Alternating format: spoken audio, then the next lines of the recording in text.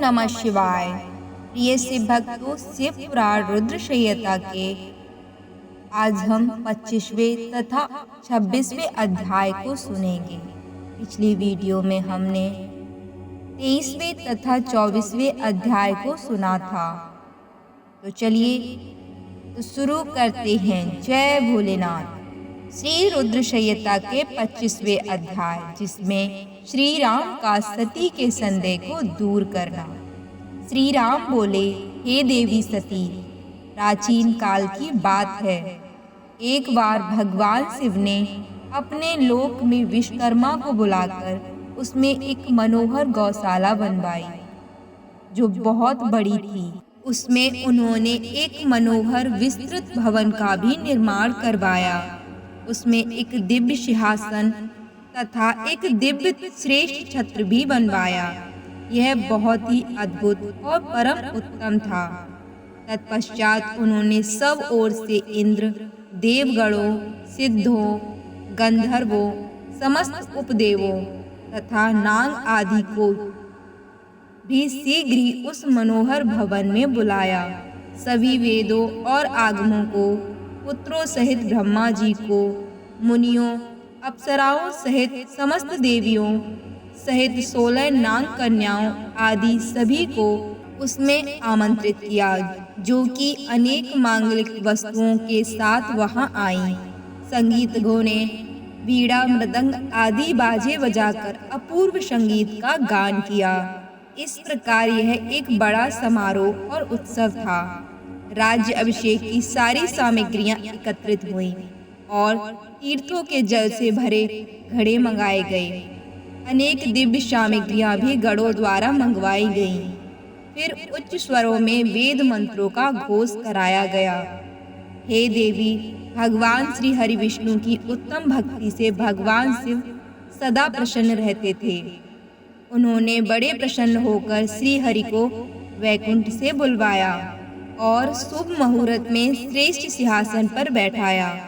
महादेव जी ने स्वयं अपने हाथों से उन्हें बहुत से आभूषण और अलंकार पहनाए।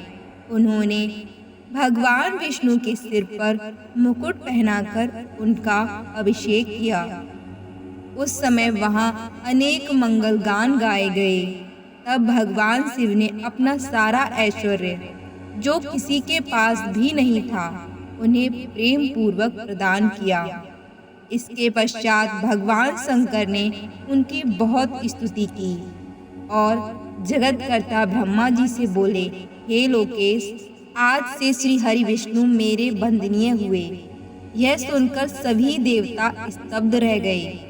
तब वे पुनः बोले कि आप सहित सभी देवी देवता भगवान विष्णु को प्रणाम कर उनकी स्तुति करें तथा सभी वेद मेरे साथ साथ श्री विष्णु जी का भी वर्णन करें। श्री रामचंद्र जी बोले, हे देवी, भगवान शिव अपने भक्तों के ही अधीन हैं। वे अत्यंत दयालु और कृपा निधान हैं। वे सदा ही भक्तों के वश में रहते हैं। इसीलिए भगवान विष्णु की शिव भक्ति से प्रसन्न होकर भक्त वत्सल शिव ने यह सब कुछ किया तथा इसके उपरांत उन्होंने विष्णु जी के वाहन गरुड़ ध्वज को भी प्रणाम किया। तत्पश्चात सभी देवी देवताओं और ऋषि मुनियों ने भी श्री हरि की सच्चे मन से स्तुति की। तब भगवान शिव ने विष्णु जी को बहुत से वरदान दिए तथा कहा, श्री हरि, आज मेरी आज्ञा के अनुसार संपूर्ण लोकों के कर्ता, पालक और संहारक हो। धर्म, अर्थ और काम के दाता तथा बुरे अथवा अन्याय करने वाले दुष्टों को दंड तथा उनका नाश करने वाले हो। आप पूरे जगत में पूजित हो तथा सभी मनुष्य देवता आपका पूजन करें। तुम कभी भी पराजित नहीं होगे। मैं तुम्हें इच्छा की सिद्धि, लीला करने की शक्ति और सदैव स्वतंत्रता का वरदान प्रदान करता हूँ। हे हरे, जो तुमसे बैर रखेंगे उनको अवश्य ही दंड मिलेगा। मैं तुम्हारे भक्तों को भी मोक्ष प्रदान करूँगा तथा उनके सभी कष्टों का भी निवारण करूँगा। तुम मेरी बाईं भुजा से और ब्रह्मा जी मेरी दाईं भुजा से प्रकट हुए हैं। रुद्रदेव जो साक्षात मेरा ही रूप है, मेरे ही हृदय से प्रकट हुए हैं। हे विष्णु, आप सदा सबकी रक्षा करेंगे। मेरे धाम में तुम्हारा स्थान उज्जवल एवं वैभवशाली है। वह गोलोक नाम से जाना जाएगा। तुम्हारे द्वारा धारण किए गए सभी अवतार सबके रक्षक और मेरे परम भक्त होंगे। मैं उनका दर्शन करूंगा। श्री रामचंद्र जी कहते हैं, देवी, श्री हरि को अपना अखंड ऐश्वर्य सौंपकर भगवान शिव स्वयं कैलाश पर्वत पर रहते हुए अपने पार्षदों के साथ क्रीड़ा करते हैं। तभी भगवान लक्ष्मीपति विष्णु गोपवेश धारण करके आए और गोप गोपियों तथा गौओं के स्वामी बनकर प्रसन्नता पूर्वक विचरण करने लगे तथा जगत की रक्षा करने लगे। वे अनेक प्रकार के अवतार ग्रहण करते हुए जगत का पालन करने लगे। वे ही भगवान शिव की आज्ञा से 4 भाइयों के रूप में प्रकट हुए। अब इस समय मैं विष्णु अवतार रूप प्रकट होकर 4 भाइयों में सबसे बड़ा राम हूँ, दूसरे भरत हैं, तीसरे लक्ष्मण हैं और चौथे भाई शत्रुघ्न हैं। मैं अपनी माता के आदेशानुसार वनवास भोगने के लिए लक्ष्मण और सीता के साथ इस वन में आया हूँ। किसी राक्षस ने मेरी पत्नी सीता का अपहरण कर लिया है और मैं यहाँ वहाँ भटकता हुआ अपनी पत्नी को ही ढूंढ रहा हूँ। सौभाग्यवश मुझे आपके दर्शन हो गए। अब निश्चय ही मुझे मेरे कार्य में सफलता मिलेगी।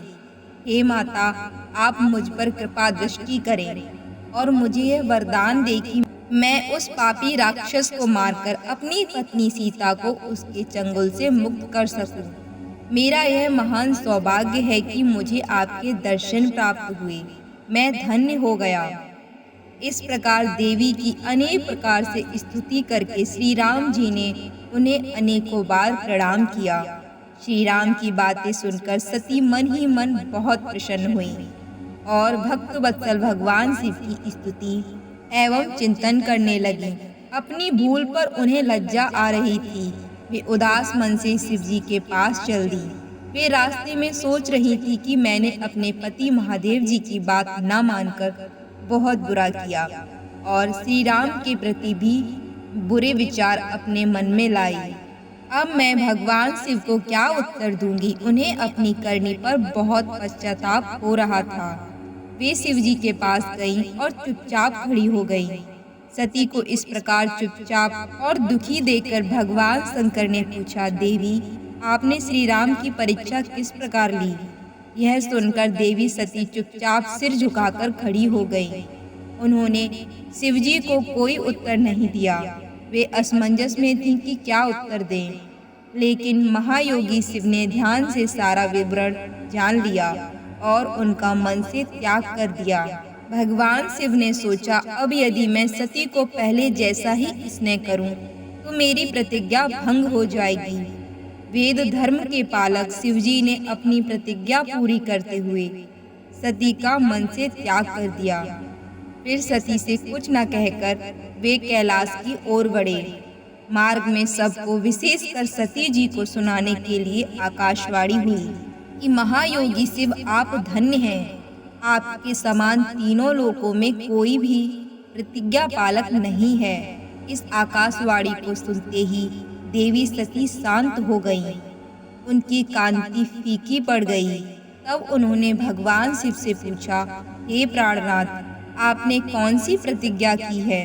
कृपया आप मुझे बताइए। परंतु भगवान शिव ने विवाह के समय भगवान विष्णु के समक्ष जो प्रतिज्ञा की थी उसे सती को नहीं बताया। तब देवी सती ने भगवान शिव का ध्यान करके उन सभी कारणों को जान लिया जिसके कारण भगवान ने उनका त्याग कर दिया था। त्याग देने की बात जानकर देवी सती अत्यंत दुखी हो गई। दुख बढ़ने के कारण उनकी आंखों में अश्रु छलक आए और वह सिसकने लगी। उनके मनोभावों को समझकर और देवी सती की ऐसी हालत देखकर भगवान शिव ने अपनी प्रतिज्ञा की बात उनके सामने नहीं कही। तब सती का मन बहलाने के लिए शिवजी उन्हें अनेक कथाएं सुनाते हुए कैलाश की ओर चल दिए। कैलाश पर पहुंचकर शिवजी अपने स्थान पर बैठकर समाधि लगाकर ध्यान करने लगे, ने दुखी मन से अपने धाम में रहना शुरू कर दिया। भगवान शिव को समाधि में बैठे हुए बहुत समय बीत गया। तत्पश्चात शिवजी ने अपनी समाधि तोड़ी। जब देवी सती को पता चला तो वे तुरंत शिवजी के पास दौड़ी चली आईं। वहां आकर उन्होंने शिवजी के चरणों में प्रणाम किया। भगवान शिव ने उन्हें अपने सम्मुख आसन दिया और उन्हें प्रेम पूर्वक बहुत सी कथाएं सुनाईं।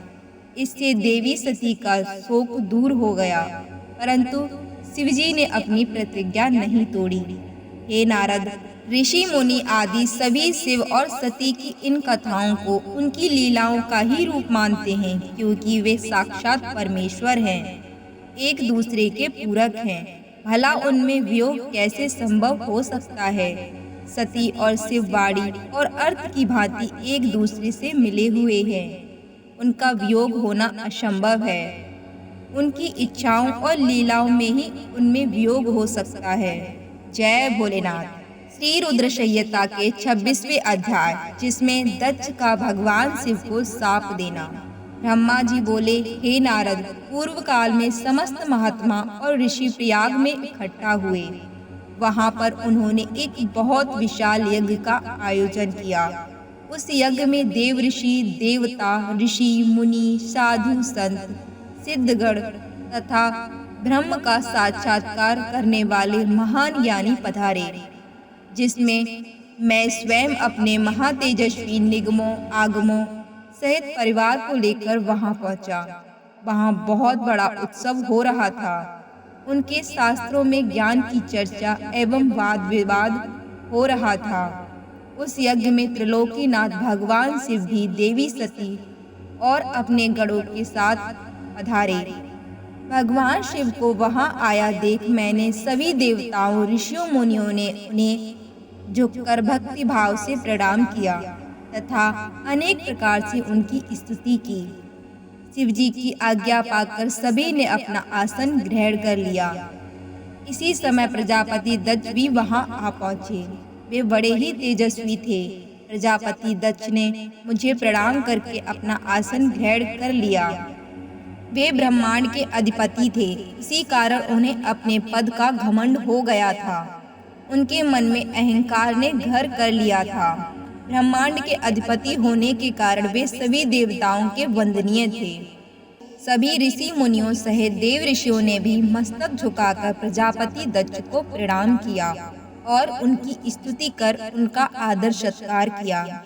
परंतु त्रिलोकीनाथ भगवान शिव शंभु ने ना तो उन्हें प्रणाम किया और ना ही अपने आसन से उठकर दक्ष का स्वागत किया। इस बात पर दक्ष क्रोधित हो गए। ज्ञान शून्य होने के कारण प्रजापति दक्ष ने क्रोधित नेत्रों से महादेव जी को देखा और सबको सुनाते हुए उच्च स्वर में कहने लगे। प्रजापति दक्ष बोले, सभी देवता, असुर, ब्राह्मण, ऋषि मुनि सभी मुझे नम्रता पूर्वक प्रणाम कर मेरे आगे सिर झुकाते हैं। ये सभी उत्तम भक्ति भाव से मेरी आराधना करते हैं, परंतु सदैव प्रेतों और पिशाचों से घिरा रहने वाला यह दुष्ट मनुष्य कोई मुझे देखकर अनदेखा कर रहा है। शमशान में निवास करने वाला यह निर्लज्ज जीव क्यों मेरे सामने मस्तक नहीं झुकाता? भूतों पिशाचों का साथ करने के कारण क्या यह शास्त्रों की विधि भी भूल गया है?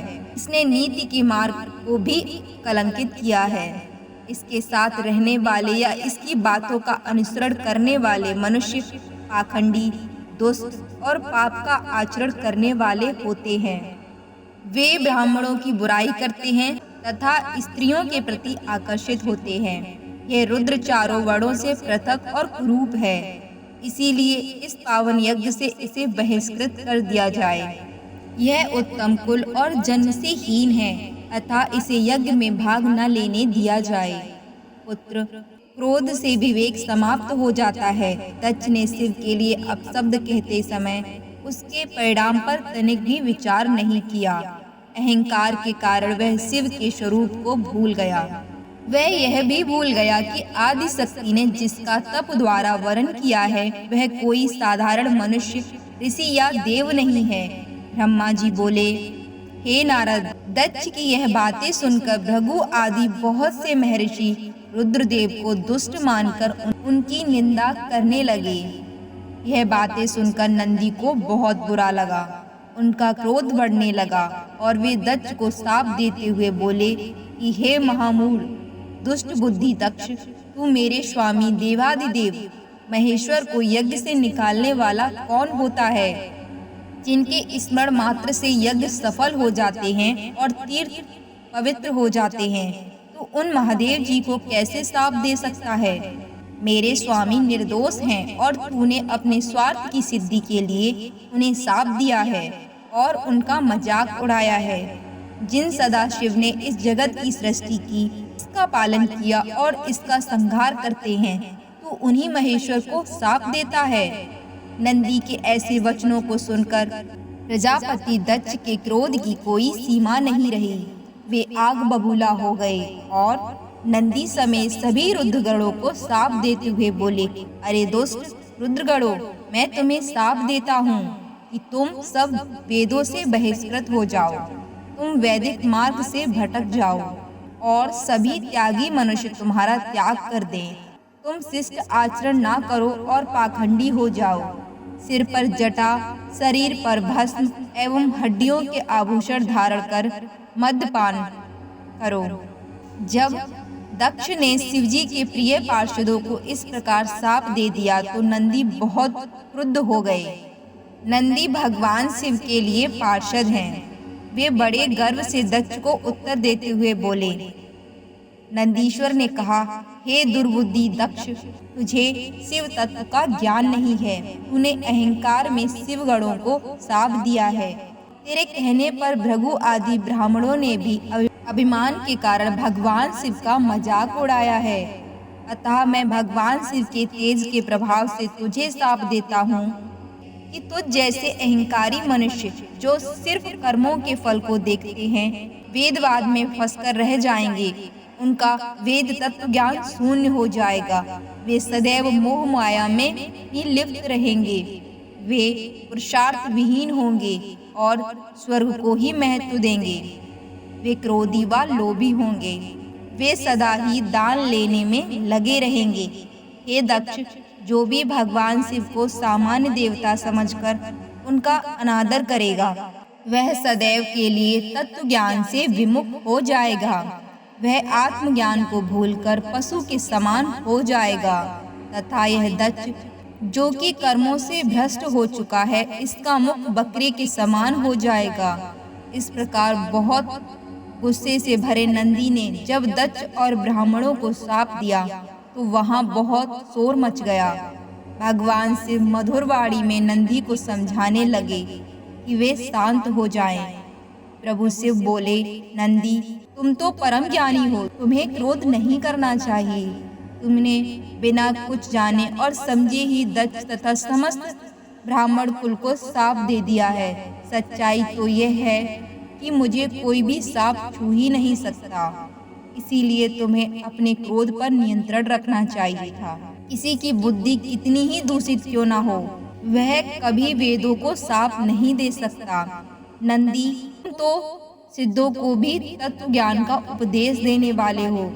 तुम तो जानते हो कि मैं ही यज्ञ हूँ, मैं ही यज्ञ कर्म हूँ, यज्ञ की आत्मा मैं ही हूँ, यज्ञ परायण यजमान भी मैं ही हूँ। फिर मैं कैसे यज्ञ में बहिष्कृत हो सकता हूँ? तुमने व्यर्थ ही ब्राह्मणों को शाप दे दिया है। ब्रह्मा जी बोले, नारद, जब भगवान शिव ने अनेक प्रकार से नंदी को समझाया तो उनका क्रोध शांत हो गया। तब शिव जी अपने अन्य गणों व पार्षदों के साथ अपने निवास स्थान कैलाश पर्वत पर चले गए।